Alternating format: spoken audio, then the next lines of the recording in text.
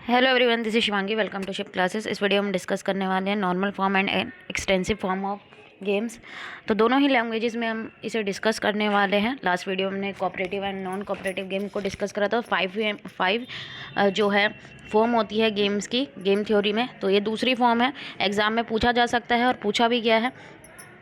तो normal form क्या होती है, जो गेम का भाई जो हम गेम थ्योरी में पढ़ते हैं, गेम को किस फॉर्म में रिप्रेजेंट करना, मैट्रिक्स की फॉर्म में। मैट्रिक्स की फॉर्म में आपने देखा होगा, हम गेम थ्योरी का मैंने आपको क्वेश्चन भी करा रखा इस तरीके से जो होता है। ठीक है, ए बी प्लेयर की स्ट्रेटेजी होती है कि दोनों कोई भी अगर गेम है, ठीक है, दोनों की यहाँ स्ट्रेटेजी दे रखी होगी कि भाई वो एग्री हैं किसी भी चीज़ को लेके या नॉट एग्री हैं। फिर यहाँ पे उनके पे ऑफ होंगे इस तरीके से। ठीक है, इस तरीके से पे ऑफ होंगे। तो ये कौन सी फॉर्म होती है, मैट्रिक्स फॉर्म होती है। तो जो हमारी तो नॉर्मल फॉर्म जो है गेम की, वो हेल्प करती है हमें आइडेंटिफाई करने में डोमिनेंट स्ट्रेटेजी और नैश इक्विलिब्रियम। और जो नॉर्मल फॉर्म है गेम की, वो जिसमें मैट्रिक्स जो है डेमोन्स्ट्रेट करता है स्ट्रेटेजी जो डिफरेंट प्लेयर हैं उनके द्वारा जो अडॉप्ट की जाती है और जो उनके पॉसिबल आउटकम्स होंगे। उसी जगह अगर हम एक्सटेंसिव फॉर्म को अगर हम समझें, तो इसमें जो है डिस्क्रिप्शन दिया जाता है गेम का, किसके थ्रू, डिसीजन ट्री के थ्रू। इस तरीके से ये आपको दिख रहा होगा यहाँ स्लाइड में, अभी इसको हम समझेंगे। तो एक्सटेंसिव फॉर्म जो है गेम की, वो हेल्प करती है हमें रिप्रेजेंट करने में जो इवेंट है जो ओकर होते हैं बाय चांस। ये जो गेम है वो कंसिस्ट करता है ट्री लाइक स्ट्रक्चर, जो भी मैंने आपको दिखाया स्लाइड में, नेक्स्ट स्लाइड में। अभी हम उसे भी समझेंगे, जो एग्जांपल है जो रिप्रेजेंट करता है डिफरेंट नोट्स जो भी प्लेयर्स हैं गेम के अंदर।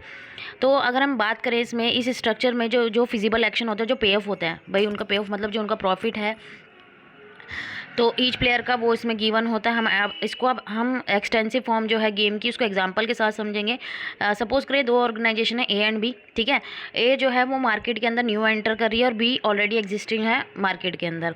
तो ऑर्गेनाइजेशन ए की दो स्ट्रेटेजी होगी, या तो वो मार्केट के अंदर एंटर करे और चैलेंज करे अपने आप को सर्वाइव करने के लिए कि भाई वो कंपटीशन करे जो एग्जिस्टिंग फॉर्म है बी उसके साथ, या तो फिर वो उसके साथ, या फिर वो एंटर ना करे। ठीक है, एंटर करे और अपने अपने आप का अपना अस्तित्व बनाने के लिए वो चैलेंज को फेस करे।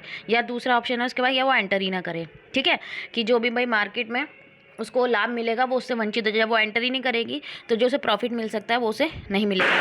अब सिमिलरली ऑर्गेनाइजेशन बी भी है, उसके पास भी दो स्ट्रेटेजी होंगी, वो ऑलरेडी एग्जिस्टिंग है। तो वो क्या करेगी, वो अपनी एग्जिस्टेंस के लिए लड़े। ठीक है, उसके पास एक ऑप्शन ये है कि वो अपने एग्जिस्टेंस, भाई उसका अस्तित्व ना हिले, ए के आने से उसकी जो मार्केट के अंदर जो उसकी पहचान है वो ख़त्म ना हो, वो अपने अपने अस्तित्व के लिए लड़ेगा। ठीक है, या फिर वो ए के साथ क्या करे, कोऑपरेट करे कि भाई मैं भी लाभ कमा रहा हूँ, तू भी लाभ कमा। ठीक है, अब देखो, अब यहाँ पे आपको स्ट्रक्चर दिख रहा होगा ऑर्गेनाइजेशन है। अभी इसको मैं आपको एक्सप्लेनेशन के थ्रू समझाऊंगी तो आपको अच्छे से क्लियर हो जाएगा। तो देखो, इस फिगर की एक्सप्लेनेशन ये रही, organization A take the first step that would be followed by organization B later on. आपको यहाँ दिख रहा होगा डायग्राम में, पहले ए का हम देख रहे हैं।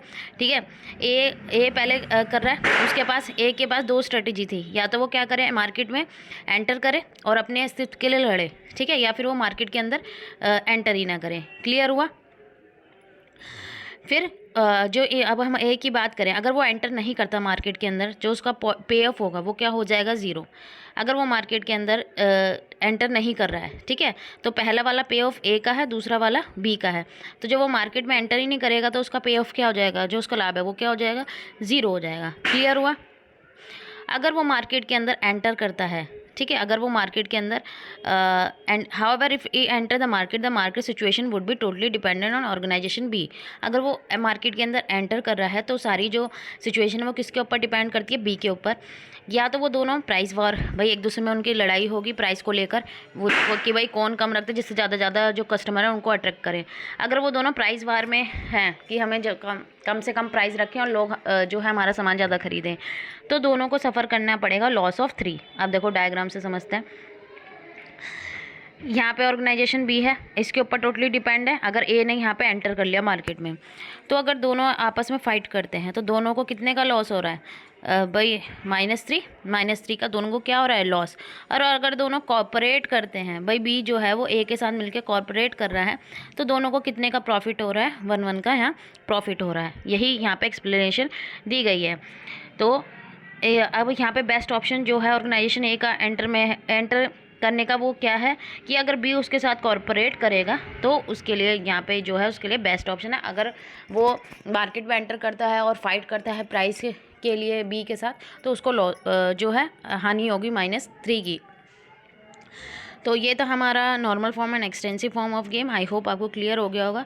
अगर वीडियो अच्छी लगी हो तो like it, share and subscribe my channel. Thank you.